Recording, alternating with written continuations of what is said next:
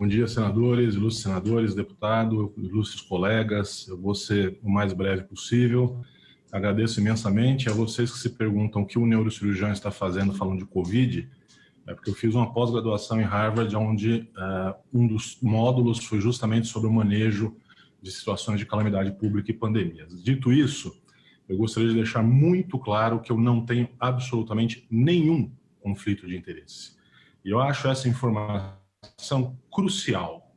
E gostaria que os colegas que passaram antes, inclusive o presidente da Sociedade Brasileira de Infectologia e o colega infectologista, declarassem também se tem ou não tem conflitos, porque isso daria fim a teorias de conspiração que a gente ouve aqui e ali a respeito de conflitos de interesse com indústrias tipo Gilead, com indústrias tipo a Biotoscana ou com a United Medical, que são responsáveis, dentre outros, pelo medicamento Remdesivir, que foi inclusive citado hoje como alternativa. Lembrando que é um tratamento que custa mais de $2.000. Então, em termos de saúde pública, pensar nisso é um pouco inviável. Segundo lugar, conceito de manejo de pandemia, de gerenciamento de crise. Nós temos uma crise assistencial no Brasil, onde a demanda por leitos e por insumos e por recursos hospitalares, ela supera em muito a capacidade do Brasil produzir, ofertar esses insumos. Somente isso já deveria ser o suficiente para que buscássemos de forma urgente, premente, uma forma de evitar que os doentes fossem e necessitassem do hospital. Isso é uma coisa óbvia, não precisa ser médico para saber disso, é questão de bom senso. Não é assim quando a gente fala de um câncer, de uma pneumonia, de uma meningite, olha, o doutor falou que quanto antes tratar, melhor a chance de se curar e não ter sequela. Por que essa sanha toda de que com o Covid tem que ser diferente? Vamos parar com isso, vamos parar com essa politização. Eu quero saber em qual faculdade de medicina se ensina na anamnese a perguntar para o paciente se ele torce para o Flamengo ou para o Fluminense, se ele vota em A ou se ele vota em B. Isso não existe para mim, não existe para os colegas médicos que estão aqui. Então vamos parar com essa história, porque realmente o que interessa, ou deveria interessar, não é a conta bancária, nem muito menos de que partido o camarada é. O que interessa é o doente sair bem. É isso. Todo o resto é falácia. Assim como é falácia essa historinha aí de que as revisões, as meta-análises, as revisões sistemáticas mostram que não há benefício. Vamos ler, gente, vamos ler direito. Vamos ler direito os artigos. Não vamos ler igual a gente lê Contigo, não, passando o olho. Sabe por que a Cochrane disse que não tem eficiência? Porque foi mal feito, porque nós temos artigos considerados pela Cochrane para sua revisão sistemática que consideram o tratamento precoce o tratamento que foi instituído no 4º dia de uso. 4º. Aonde isso é precoce? Em Marte? Porque na Terra não é. Não bastasse isso, mistura-se pacientes que foram tratados em ambiente hospitalar com pacientes que foram tratados ambulatorialmente. É simples, isso é falta de critério. Então vamos aprender a ler os artigos cientificamente. A ciência diz que mesmo um resultado negativo, ele é um resultado e ele tem que ser explicitado para que as pessoas não errem mais em fazer isso. Com relação à fala do Dr. Clóvis, que ele disse que mais da metade dos pacientes dele no hospital, enfim, alguma coisa assim, fizeram uso do tratamento precoce. Primeiro, eu gostaria de ver o tratamento precoce que foi usado. Foi instituído quando? Porque somente dessa semana que passou, ele deu os dados. 216 pacientes vistos por mim. Por mim. Os únicos 2 que foram internados tinham mais de 80 anos e chegaram com mais de 10 dias de tratamento. Estou falando dessa semana só, hein? Para não dizerem que é de cepa antiga. Inclusive, estendo aqui o convite ao Dr. Clóvis, se ele quiser vir aqui ver os dados, são dados auditáveis. A gente ensina como faz aqui, não tem problema nenhum. Aí talvez ele não fique angustiado com tantos pacientes internados no hospital dele, porque realmente é uma situação complicadíssima. Assim como eu acho complicadíssimo você chegar para um paciente e falar, olha, o senhor está saturando 90%, mas vai para casa tomando dipirona. Não foi isso que eu aprendi na faculdade de medicina. O que eu aprendi na faculdade de medicina foi curar quando possível, consolar sempre e aliviar sempre. E me custa crer que mandar um paciente para casa saturando mal com dipirona 90% seja uma atitude compatível. Ah, não temos leito. Óbvio, isso vai piorar se não instituirmos o tratamento precoce. Não se trata de um tratamento indiscriminado. Se trata do médico avaliar o paciente. Ah, o indivíduo ficou doente. Pô, o senhor mora com quem? Ah, mora com a avó, mora com a mãe, mora com mais outras pessoas. Vamos fazer a profilaxia, seja pré-exposição ou pós-exposição dessas pessoas. Porque o risco de contágio delas é um risco aumentado.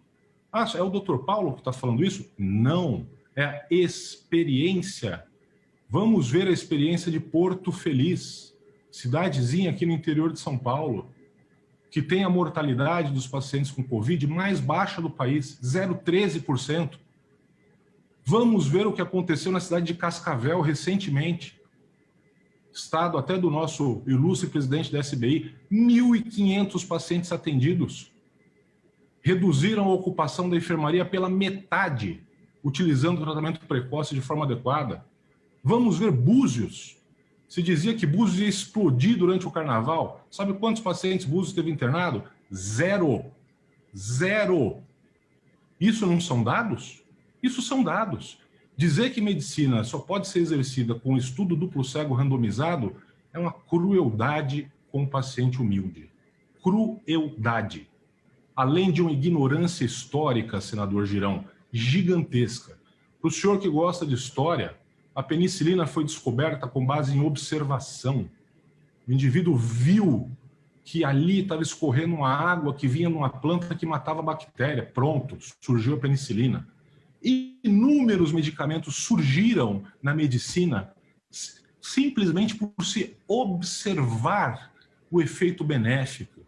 Ficar dizendo que medicação não pode ser reposicionada, que história é essa? O Viagra, que todo mundo usa para suas horas de lazer, era um medicamento para hipertensão arterial. E foi reposicionado porque se viu que o efeito colateral dele era esse. A espironolactona, medicamento usado aí de forma indiscriminada para tratar calvície masculina, é um antihipertensivo. Então, o que é isso? Agora a gente não tem a liberdade de observar alguma coisa que está trazendo benefício e aplicar isso em prol do doente?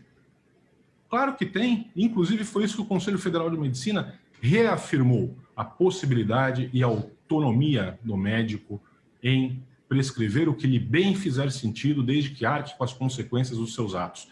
Isto é ser médico, é estudar, é ver o que está por trás, a fisiopatologia, e não se esconder atrás de um gabinete e ficar lá simplesmente escrevendo, dizendo acredito isso ou não acredito. Tem que ir para a linha de frente, tem que ver, sentir o paciente, sentir como está a situação.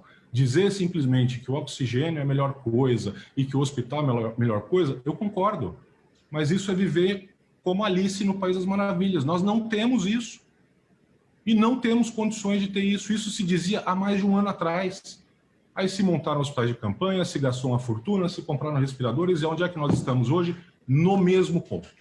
Exatamente no mesmo ponto. Então, veja, exigir esse tipo de coisa numa situação de guerra, como o senhor bem classificou, é simplesmente fechar os olhos para o problema, né? Fico muito espantado quando se exige que medicamentos tenham um nível de evidência 1, quando a própria Sociedade de Infectologia aceita e recomenda outras medicações, como, por exemplo, o Tamiflu para gripe, que não tem nível de evidência 1. Então, por que só para o Covid? Então, acho que uma coisa que as pessoas têm que ter na vida se chama coerência. Coerência. E coloco aqui uma coisa bem rasteira, digamos assim, né? Suponhamos que todos estejamos num avião e que essa aeronave começa a cair. Aí os senhores ilustradores olham para o fundo e veem uma caixa ali, ó, paraquedas. Atenção, não foi credenciado e testado pelo Inmetro. O senhor prefere pegar o paraquedas e tentar se salvar ou vai falar, bom, não foi testado pelo Inmetro, então não tem um estudo duplo cego, randomizado, controlado, então não vou pegar o paraquedas, eu vou cair com o avião. Isso não tem cabimento, isso desafia o bom senso. Alguém vai fazer um estudo duplo cego, randomizado, controlado, para saber se usar o paraquedas ou não ajuda o cara a chegar vivo lá embaixo? Não. Por quê? Porque isso se trata de observação, pura e simples observação. Isso se trata de lógica, isso é uma coisa evidente. E outra coisa, porque nenhuma agência regulatória autoriza o uso disso. Sabe por quê, ilustres senadores? Porque não é papel das agências. Não é papel da Anvisa dizer o que o médico vai prescrever ou não é.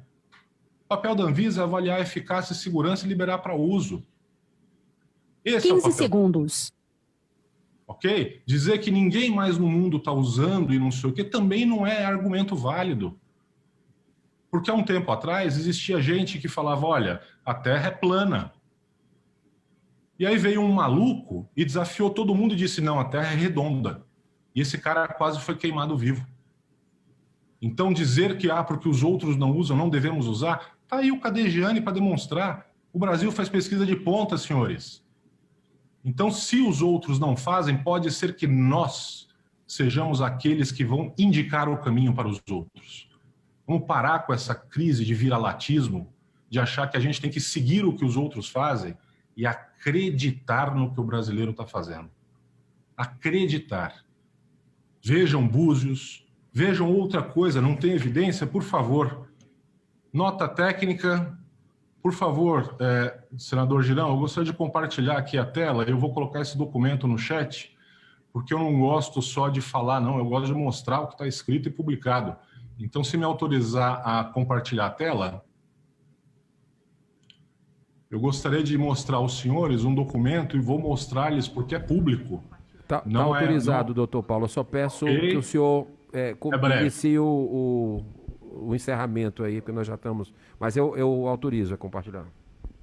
Vejam aqui, ó.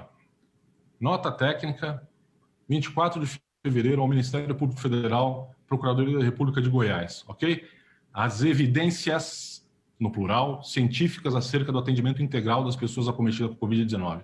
Aqui os senhores têm mais de 100 páginas de evidências científicas. Eu vou disponibilizar isso no chat para os senhores agora, para todos os senhores, e me coloco à disposição, vou colocar meu telefone, para discutir isso aqui, para aprofundar o estudo, já que o tempo nosso aqui é limitado. Mas só para dar números gerais para os senhores, essa falácia de que não tem evidências, este documento, produzido de forma brilhante por médicos e pesquisadores, tem mais de 93 referências. Só de estudos, são mais de 60 estudos. Olha aqui, está tudo passando aqui para vocês e vai estar aí para análise aprofundada. Então, por favor, pessoal, vamos deixar a política para vocês, que são profissionais da política, e os técnicos, vamos nos centrar na técnica, né? Deixando os conflitos de interesse de lado. Estou colocando o documento já aí para vocês no chat, e o meu telefone, qualquer dúvida, fico à disposição. Muito obrigado. Muitíssimo obrigado, doutor Paulo Porto.